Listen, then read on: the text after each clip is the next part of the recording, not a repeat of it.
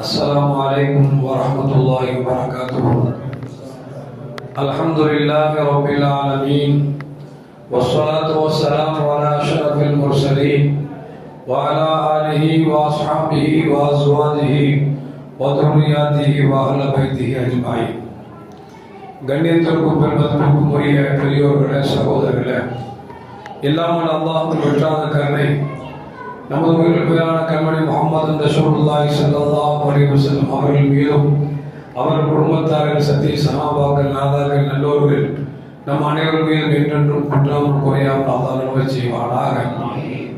அருமையான மக்களே, இது ஓதப்பட்ட சூறாவின் அல்லாஹ் ஜல்ல ஜலாலுஹு ஒரு இடத்துல சொல்றான், என்ன அலையுங்க, எனக்கு ஏன்ட்ட கேளுங்க, உங்களுக்கு பதில் தருகிறேன் அப்படின்னு சொல்றோம். இந்த வார்த்தைக்கு அடுத்து சொல்றோம், யார் பெருமை அடிக்கிறார்களோ அவர்கள் நரகத்துக்கு போவார்கள் அப்படின்னு சொல்றோம். என்ன விளங்குது அப்படின்னா, அல்லாஹ்கிட்ட கேட்டா அவன் கேட்கறத விரும்புறான், கேட்டதை தர்றான். யாரு பெருமை அடிக்கிறார்களோ அவன் நரகத்துக்கு போறாங்கன்னா, யார் அல்லாஹ்ட்ட கேட்கலையோ அவன் பெருமை அடிக்கிறான்னு அர்த்தம். பெருமை இருந்தால் தான் அடுத்தவனை கேட்க மாட்டான். நம்ம அல்லாஹ் நிறைய கேட்கணும், அடுத்தவனை கேட்கக்கூடாது. ரசூலுல்லாஹி ஸல்லல்லாஹு அலைஹி வஸல்லம் தோழர் வருவாரு, யார் சொல்லலாம், அல்லாவும் என்ன நேசிக்கிறோம், மக்களும் என்ன நேசிக்கிறோம், அதுக்கு ஏதாவது வழி சொல்லுங்களே அப்படின்னாங்க. அல்லாவும் நேசிக்கணும், மக்களும் என்ன நேசிக்கணும், அதுக்கு எனக்கு ஏதாவது வழி சொல்லுங்களேன் அப்படின்னாங்க. கண்மணி ரசூலுல்லாஹி ஸல்லல்லாஹு அலைஹி சொல்லுவாங்க, உலகத்தின் ஆசையை விட்டு விடு, அல்லாஹ் உன்னை நேசிப்பான். உலகத்துல ஆசையை விட்டு அல்லாஹ் உன்னை நேசிப்பான். மக்கள்கிட்ட யாசிக்கிறத விட்டுருங்க, மக்கள் உங்களை நேசிப்பாங்க அப்படின்னு கண்மணி முஹம்மது ரசூலுல்லாஹி ஸல்லல்லாஹு அலைஹி சொல்றாங்க. உண்மையில் அப்படித்தானுங்க. உலகத்தின் ஆசை எப்பொழுது வருகிறதோ அந்த ஆசை தான் மனிதனை கெடுப்பது. சொல்லுவாங்கல்ல, பாவத்திற்கு அஸ்திவாரம் என்ன அப்படின்னா மனுஷனுடைய ஆசை தான். ஆசை அதிகம் சம்பாதிக்க வேண்டும் என்று எப்பொழுது ஆசை வருகிறதோ, எப்பொழுது உலகத்தில் நிறைய சொத்து பத்து வாங்கணும்னு ஆசைப்படுறோமோ, வியாபாரத்தில் சுத்தம் இல்லாமல் போயிடும். இந்த ஆசை அதிகமாக அடுத்தவனை அடித்து சாப்பிடுவது, அடுத்தவன் வியாபாரத்தில் கொள்ளையடிப்பது, வியாபாரத்துக்காக பொய் சொல்வது எல்லாமே எப்போ வரும் அப்படின்னா, இந்த துன்யாவுடைய மோகம் அதிகமாக பாவங்கள் நிறைய வந்துடும். அதனால ரசூலுல்லாஹி சொல்றாங்க, துன்யாவோட ஆசையை விட்டுருங்க. என்னத்தை கொண்டு வந்தீங்க, என்னத்தை கொண்டு போறீங்க, இடையில உள்ள வாழ்க்கை அல்லாஹ்ட்ட கேளுங்க. அல்லாஹ் யார்கிட்ட கையேந்து நிற்காம என் தேவை நீ மட்டும் பூர்த்திச்சின்னு சொல்லி அல்லாஹ்ட்ட கேட்கணுமே தவிர, அதை விட்டு துன்யாவின் ஆசை வந்து விட்டால் உங்களை பாவத்தின் பக்கம் தள்ளிவிடும் என்றார்கள் நபிகள் நாயகம் ஸல்லல்லாஹு அலைஹி வஸல்லம். மக்கள் என்ன நேசிக்கணும்னா மக்கள்கிட்ட யாருக்கும் கேட்காது. உண்மையில அப்படித்தாங்க. நல்லா பழகிட்டு இருப்போம், திடீர்னு கஷ்டம் வந்துருச்சு, அண்ணா கொஞ்சம் கஷ்டமா இருக்கு, ஸ்கூல் ஃபீஸ் கட்டணும், ஒரு 10,000 தாங்கன்னு கேட்கன்னு வச்சுக்கலேன். பழக்கத்துக்கு இனிச்சுவாரு, ஃபர்ஸ்ட் கேட்டுட்டாரு, வேற வழி இல்லையே அப்படின்னு கொடுத்துருவாரு. ஒரு 4 மாசம் கழியுது, திருப்பி வந்து அண்ணா புள்ள கீழே வந்துருச்சு தாங்கன்னு வச்சுங்களேன். என்னப்பா அன்னைக்கு ஸ்கூலுக்கு ஃபீஸ் காசு இல்லைன்னா இன்னைக்கு பிள்ளைக்கு கீழே வந்து காசு கேட்கறீங்க அப்படின்னு கொஞ்சம் சலிப்பாரு. ஒரு 4 தடவை 5 தடவை கேட்டு வச்சுங்களேன், நீங்க கூப்பிட்டா கூட காது கேட்காம போயிடுவார். ஏன் உனக்கு பொழப்பே இதாங்க அப்படின்னு செய்வாரு, நம்மளை வெறுத்துருவார். ரசூலுல்லாஹி எவ்வளவு சுருக்கமா சொல்றா பாருங்க, மக்கள்கிட்ட யாசிக்காதீங்க, மக்கள் உங்களை நேசிப்பாங்க. இப்போ யாசகம் கேட்பது என்பது அல்லாஹ்விடத்தில் அதிகரிக்க வேண்டும். 2 ரக்காத் தொழுகிறோமா, ஒரு தான தர்மம் செய்யணுமா, ஒரு நல்ல வார்த்தை சொல்றோமா, சொல்லி முடிச்சுட்டப்பே இதை கபல் செஞ்சுக்கோ அப்படின்னு சொன்னா, இன்னும் செஞ்சேன் எனக்கு இது தான் கேட்டோம்னா அல்லாஹ் கேட்பவர்களை நேசிக்கிறான், கேட்காதவர்களை கோபப்படுகிறான் அப்படின்னு சொல்லி நபிகள் நாயகம் ஸல்லல்லாஹு அலைஹி சொல்லி தரான். முன்னாள் ஒரு காலத்துல இமாம் சாப் துவா செஞ்சாருன்னா பின்னாடி ஆமீன் அப்படி சவுண்ட் கேட்க ரொம்ப பெரிய சத்தமா இருக்கும். இப்போ சத்தமே கேட்கறது இல்லை. என்ன அப்படின்னா, பாதி பேர் எந்த கொள்கையில் இருக்கிறாங்கன்னு தெரியல. தொப்பி போட்டிருக்கிறாங்க, கையாட்டுறாங்க, கையாட மாட்டுறாங்க, தொப்பி போட மாட்டேங்கிறாங்க, கையாட மாட்டுறாங்க, தொப்பி போட மாட்டுறாங்க. எந்த கொள்கையில யார் எப்படி இருக்கான்னு தெரிய மாட்டேன். அந்த அளவுக்கு இன்னைக்கு ரொம்ப மோசமா போயிட்டு இருக்கு. எந்த அளவுக்கு அப்படின்னா, இந்த ஹனபி, ஷாஃபி, ஹம்பலி, மாலிகி ஒரு காலத்துல மதுகப் தெரிஞ்சிச்சு. இப்ப மதுகப்னு இல்லை, நமக்கு இமாம் யாருன்னா கூகுள் இமாம் தான். ஏதாவது ஒன்று தேவைன்னா உடனே கூகுளில் பார்த்துட்டோம்னா உடனே ஒரு பெரிய ஆலிச்சாகிறார். பிள்ளைக்கு பேர் வச்சாலும் சரி, அது என்ன செஞ்சாலும் நமக்கு என்ன படிச்சுட்ட பிள்ளை நெட்ல ஒரு தட்டிட்டோம்னா அந்த கூகுள் சொல்லிடுது என்னென்ன நீ என்ன கேட்கறத சொல்லிடுது. அதுல பறிஞ்சவன் நல்லவனா கெட்டவனா நமக்கு தெரியுது இல்லை.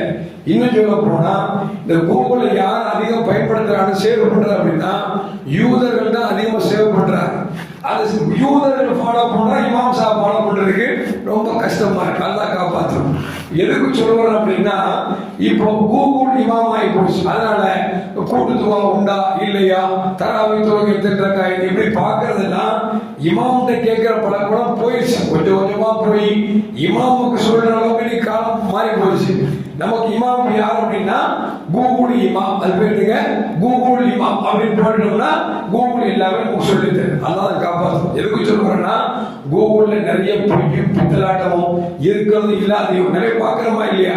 சில மறந்து சொல்லுவான், அது திட்டமா பல பேர் செத்து போயிருக்கிறான். எதுக்கு சொல்லுவாங்கன்னா கூகுளை நம்பி சாப்பிட்டவர்கள் மறைஞ்சிருக்கிறார்கள். எதுக்கு சொல்றோம் அப்படின்னா நம்ம இமாம்களை பாடம் முன்னாடி இமாம் துவா ஓதுவாரு, மாமூல் ஆமீன்னு சொல்லுவாங்க. அது கெடுக்க சில பேர் வந்தான் கூட்டு துவானா ஒண்ணு இல்லை, அவங்க கேட்கணும் அப்படின்னாங்க. இஸ்லாத்துல கூட்டு துவாங்க ஒண்ணுமே கிடையாது. துவாங்கிற வார்த்தை தான் எடுத்துருங்க, கூட்டு துவா அப்படின்னா ஒண்ணுமே கிடையாது. துவா தனியா செஞ்சாலும் துவா தான், ஒரு ஆள் துவா செஞ்சு பின்னால் ஆமீன் சொன்னாலும் துவா தான். சில பேர் கேட்கிறாங்க எங்காவது ரசூலுல்லாஹ் தொழுகைக்கு பிறகு துவா செஞ்சா ஒரு ஹதீஸை காமிக்க முடியுமா அப்படின்னு கேட்கிறாங்க. எந்த அளவுக்கு அந்த காலம் இருந்துச்சு அப்படின்னா 4 ரக்காத் தொழுவான்னு வச்சுக்கலேன், 2 ரக்காத் இமாமோடு சேர்ந்து நிற்பாங்க. பாதி பேர் போர் கடத்துக்கு வாழ தூக்கி நிற்பாங்க, எதிரி வந்துருவான்னு சொல்லிட்டு. அடுத்து அவங்க நினைச்சுவாங்க இந்த 2 ரக்காத் தொழுவாங்க, இவங்க அங்க பாதுகாப்பு போயிடுவாங்க. இந்த அளவுக்கு உயிரை பணைய வச்சு வாழ்ந்த காலம் எந்த காலம்? அந்த காலத்துல ஸல்லல்லாஹு அலைஹி வஸல்லம் 40 வயசு நபித்துவம் வாங்கினதுல இருந்து 63 வயசு, எத்தனை வயசுங்க? 23 வருஷத்துல 22 போர்கள் செஞ்சிருக்காங்க. எத்தனை போர்? 22 போர்கள் செஞ்சிருக்காங்க. இன்னைக்கு நம்ம ஒண்ணு இல்லைங்க, ரோட்ல போறோம், ஒருத்தவோட சண்டை புட்டோம்னு வச்சுக்கலாம், அந்த ரோட்ல போற பயமா இருக்கு, நாளைக்கு வெட்டிடுவானோ அடிச்சிருவானோ குத்திடுவானு இருக்கு. எவனே தெரியாது, மறந்துருப்போம், நம்மளும் மறந்துருப்போம், அவனும் மறந்துருப்பான். அந்த காலத்துல மக்களும் கம்மியான பேர்கள், எந்த நேரத்தில் என்ன நடக்கும்னு தெரியாது. அந்த நேரத்தில் உட்காந்து துவா செஞ்சுட்டு இருக்கிறது ரொம்ப சிரமங்கிறதுனால சொல்லுவாங்க, அவங்க துவா கேட்பாங்க, ஏஞ்சி போயிடுவாங்க. காலங்கள் போக போக என்ன ஆகி போச்சுன்னா துவா செய்ய மக்களுக்கு தெரியும். அப்ப இமாம்கள் என்ன செய்யறாங்க, இப்படியே போனா அல்லாட கேட்காம போயிடக்கூடாது. ஏன் அல்லாட கேட்காட்டா பெருமடிக்கிறான், அந்த பெருமைக்காரவன் நரகத்துக்கு போறான், அல்ல அந்த வசத்தை சொல்லி காமிக்கிறான். அப்ப என்ன செய்வோம் அப்படின்னா ஒரு மனுஷனுக்கு தேவையான என்னெல்லாம் இருக்குதோ அது இமாம்கள் என்ன செய்யறாங்கன்னா யாரெல்லாம் ஆபீஸ கொடு, நோய் இல்லாத வாழ்க்கை கொடு, வியாபாரத்தை பறக்க செய், என் குடும்பத்தை சந்தோஷம் சொல்லி காமன எல்லாருக்கும் வேண்டிய துவாவை நமக்கு கற்று தந்து நீங்க ஓடுங்க, பின்னால மக்கள் நினைச்சிடும் ஆமீன் சொல்லணும் ஏற்பாடு செஞ்சு கொடுத்தாங்க. இதுக்கு போய் ஹதீஸ் இருக்கா, ரசூலுல்லாஹ் இங்க செஞ்சாங்களா, சஹாபாக்கள் அப்படி செஞ்சாங்களா அப்படின்னு கேட்கிறாங்க. இது அறிவு போக தெரிய வேண்டாமா? நம்ம தொழுகையில ஓதுறவங்க இஹ்தினா ஸிராத்தல் முஸ்தகீம், அதுக்கு என்ன அர்த்தங்க? எங்களுக்கு நேரான வழியை காட்டுவாயாக. ஸிராத்தல் லதீன அன்அம்த அலைஹிம் கைரில் மக்தூபி அலைஹிம் வலத்தாலின். இதெல்லாம் சிங்குலர் இல்ல, ப்ளூரல் தான். எங்களுக்கு நேரான வழியை காட்டு, தீயவர் வழியை விட்டு பாதுகாத்துன்னு சொல்லி கேட்கறது. அதுவே ஒரு இமாம் சொல்றோம் பின்னாடி ஆமீன் அப்படிங்கிற மாதிரி இல்லையா? ஷாஃபி மதஹ்ல சத்தம் போட சொல்றோம், ஹனஃபி மதஹ்ல மனசு கூட சொல்றோம். இவ்வளவு வித்தியாசம். தொழுகையிலேயே ஒரு துவாவை செஞ்சு நம்ம பின்னால் மாமும் ஆமீன் சொல்றோம்னா தொழுகை முடிச்ச உடனே கேட்கிற தப்பு எப்படி வரும்? நல்லா காப்பாத்து. இன்னும் சொல்ல போனா ஒரு இடத்துல ரசூலுல்லாஹி ஸல்லல்லாஹு அலைஹி வஸல்லம் வந்துட்டு இருக்காங்க. ஒரு இடத்துல அபூ ஹுரைரா ரலியல்லாஹு தஆலா அன்ஹு இன்னொரு சஹாபி செய்ததேதான் நினைக்கிறேன், 2 பேர் நினைச்சாங்க, மாத்தி துவா செய்றாங்க. இவங்க ஒன்று துவா செய்ய அபூ ஹுரைரா நாயகம் நினைச்சாங்க ஆமீன் சொல்றாங்க. இப்படி செஞ்சுட்டு இருக்கும்போது ரசூலுல்லாஹ் வந்துட்டாங்களா, வந்த உடனே 2 சஹாபியும் கம்முன்னு உட்கார்ந்துட்டாங்க. நபி கேட்டாங்க, இவ்வளவு நேரம் என்ன செஞ்சீங்க? இல்லையா ரசூலுல்லாஹ், செய்ததேதான் துவா செஞ்சாங்க, நான் ஆமீன் சொல்லிட்டு இருந்தாங்க. நபி சொன்னாங்க, ஏன் நிறுத்திட்டீங்க? இப்ப நீங்க துவா செய்யுங்க அப்படின்னா. இப்ப அவங்களோட கை தூக்கி யா அல்லாஹ் ஸைத் எதையெல்லாம் கேட்டாரோ அதுவெல்லாம் எனக்கு தருவாயாக அப்படின்னு சொல்றாங்க. அந்த சஹாபி ஆமீன் சொல்றாங்க, ரசூலுல்லாஹ் ஆமீன் சொல்றாங்க. விளங்கிங்களா? சொல்ல பிறகு அப்புறம் அபூ ஹுரைரா சொல்றாங்க, மறதி இல்லாத ஞானத்தை தா அப்படின்னு கேட்கிறார். ரசூலுல்லாஹ் ஆமீன் சொல்றாங்க, ஸைத் ரலியல்லாஹு ஆமீன் சொல்றாங்க. துவா முடிச்ச உடனே ஸைத் சொல்றாங்க, ரசூலுல்லாஹ் அபூ ஹுரைரா எவ்வளவு விவரமான ஆள் பாருங்க, நான் கேட்டதும் அவருக்கு வேணுமா, எப்படி நான் கேட்டதும் அவருக்கு வேணுமா, அது மட்டும் மறதி இல்லாத ஞானமும் வேணுமா அப்படின்னு உடனே நபி சொன்னாங்க, அவர் கேட்டது உங்களுக்கு தான் கிடைக்க போகுது, இதுல என்ன மாற்றம் இருக்கு அப்படின்னு ரசூலுல்லாஹி ஸல்லல்லாஹு அலைஹி வஸல்லம் சொன்னாங்க. ஹதீஸ்ல இருக்குது. அப்படின்னா இப்ப ரசூலுல்லாஹ் ரெண்டு சஹாபி துவா செய்யும் போது பார்க்கறாங்க, ரசூலுல்லாஹ் துவால போட்டு கலந்துக்கிறாங்கன்னா துவா சேர்ந்து செய்வது தப்பே இல்லை. இன்னும் சொல்ல போனா இப்ப நான் துவா செய்யறேன் வச்சுக்கிறேன், ஒரு 50 பேர் பின்னாடி ஆமீன் சொல்றோம், 50 பேர் நல்லவங்களா இருக்க முடியாது, ஒரு 25 பேர் நல்லவங்களா இருக்கலாம், 25 பாவிகளா இருக்கலாம். இப்ப 50 பேர் துவா செய்கிற பொழுது ஆமீன் சொல்கிற பொழுது நல்லவர்களை கூட தீயவர்கள் துவா அல்லாஹ் கபூல் செஞ்சுக்குவோம். சொல்லுவாங்கல்ல, எல்லோருக்கும் நல்லோருக்கும் பெய்யும் மழை எல்லோருக்கும் சொல்லுவாங்க. இப்போ நல்லவர்கள் இருக்கும் பொழுது நல்லவை இல்லாத இருந்தாலும் அவங்களோட துவாவும் நல்லவர்கள் போட்டால் கபூல் ஆக்கப்படுகிறது. அப்படிங்கிறதுனாலதான் இமாம் துவா செஞ்சு பின்னால மௌனம் நினைச்சிடும் ஆமீன் சொல்றோம் அப்படிங்கிறது விளங்கிக்கிறோம். நீ சில பேர் பாத்தீங்கன்னா துவா செய்யறோம், கபூல் ஆக மாட்டேது கவலைப்படுறாங்க. உண்மையில் அந்த கபூல் ஆக்குவான். சில விஷயங்கள் உடனுக்குடன் கொடுத்துருவான், சில விஷயங்கள் மூலியமாக நமக்கு வர இருக்கிற ஆபத்தை தடுத்துருவோம். மிச்சத்தை எல்லாத்தையும் அதான் மறுமையில செஞ்சிருவான் கொடுப்போம். அப்படிங்கிறத ரசூலுல்லாஹி ஸல்லல்லாஹு அலைஹி வஸல்லம் நமக்கு சொல்லி தராங்க. இப்போ பாத்தீங்கன்னா நம்ம கேட்கிற சில விஷயம் கபூலாயிடும், சில விஷயங்கள் பார்த்தா சொல்லுவாங்க, நான் போயிட்டு இருந்தா ஒரு முடி அளவுல தப்பிச்சுட்டேன், ஒரு ஆக்சிடென்ட் ஆச்சு திக்கு ஆகிட்டு அப்படிப்பா. என்ன காரணம்னா இவர் செஞ்ச துவா காப்பாத்திருக்கும். மிச்சம் எல்லாத்தையும் நினைச்சுவான்னா மறுமையில கொடுப்பான். அது மட்டும் இல்ல, அல்லாஹ்ட்ட கேட்கும் பொழுது சில வார்த்தைகள் இருக்கு, வார்த்தையை சொல்லி கேட்கும் பொழுது அல்லாஹ் துஆவை கபூல் செய்கிறான் அப்படிங்கிறதும் ஹதீஸ்ல காணப்படுது. ஒரு இடத்துல ரசூலுல்லாஹி ஸல்லல்லாஹு அலைஹி வஸல்லம் ஆயிஷா சொன்னாங்க, ஆயிஷா அல்லாஹ்ட்ட கேட்கும் பொழுது ஒரு சில வார்த்தை இருக்குது, சொல்லி கேட்டா அல்லாஹ் உடனே கபூல் செய்வான் அப்படின்னு ஆயிஷா சொன்னாங்க, ரசூலுல்லாஹ் அப்படி ஒரு வார்த்தை சொல்லித்தாங்க அப்படிங்கிறாங்க. நபி சொன்னாங்க, இப்போ பெண்மணி ஆச்சு அவசரப்பட்டுருவிய, இதை சொல்லி கேட்டா கபூலாயிருமே, ஏதாவது தேவையில்லாத கேட்டா அமௌண்ட் பேரும் அப்படிங்கிறான். இல்லையா சொன்னா அப்படிலாம் பயன்படுத்த மாட்டேன், நீங்க சொல்லுங்க அப்படிங்கிறான். நபி திரும்ப திரும்ப சொல்லி தர மாட்டேன்டாங்க. ஆயிஷாமா பார்த்தா ரசூலுல்லாஹ் கொஞ்சம் அமைதியா இருந்தோடனே எஞ்சி நேரா போய் ரசூலுல்லாஹ்வுக்கு முத்தம் கொடுத்தாங்க, நெத்தியை கொடுத்துட்டு ரசூலுல்லாஹ் கொடுத்துட்டேன்ல எனக்கு சொல்லித்தாங்க அப்படின்னா கொடுக்கறத கொடுத்துட்டு சொல்லித்தாங்க. நபி சொன்னாங்க, இல்லம்மா நீ பெண்மணியா இருக்கிற, வேண்டாம் அவசரப்படுற அப்படின்னா.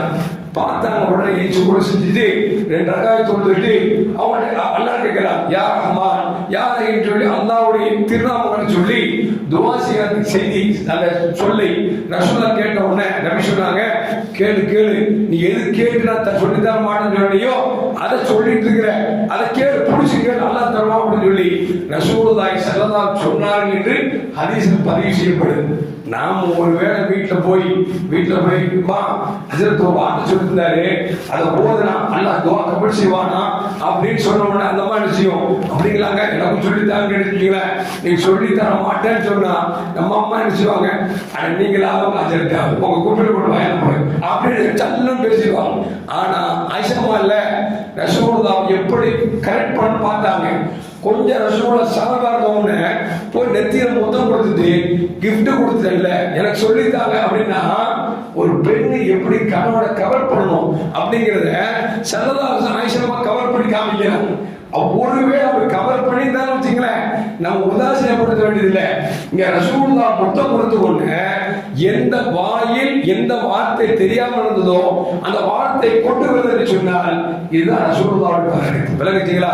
அப்ப அல்லாஹ் கேட்கும் பொழுது, யா அல்லாஹ் நீ வானத்தையும் பூமியையும் படைத்தவர், எங்களை படைத்தவர், உலகத்தில் எல்லாவற்றையும் படைத்தவர், நீ அவ்வளாக இருக்கிறாய், ஆகிராக இருக்கிறாய், லாகிராக இருக்கிறாய், பாத்திராக இருக்கிறாய் சொல்லி அல்லாஹ்வுடைய திருநாமத்தை சொல்லி சொல்லி கேட்கும் பொழுது அல்லாஹ் அகமகிழ்கிறான், கேட்டதை கொடுக்கிறான் என்று நபிகள் நாயகம் ஸல்லல்லாஹு அலைஹி சொல்லி தருகிறார்கள். எனவே கேட்டால் நம்முடைய பணிவு வெளிப்படுகிறது, இறைவனத்தில் கேட்காவிட்டால் நம்முடைய பெருமை வெளிப்படுகிறது அப்படிங்கிறத இந்த ஆயத்தில் அல்லாஹ் சொல்லி காட்டுகிறான்.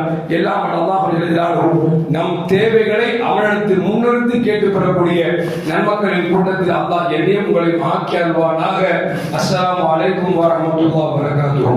ஸல்லல்லாஹு அலா முஹம்மத் ஸல்லல்லாஹு அலைஹி வஸல்லம். ஸல்லல்லாஹு அலா முஹம்மத் ஸல்லல்லாஹு عليه وسلم صلى الله على محمد يا رب صل عليه وسلم.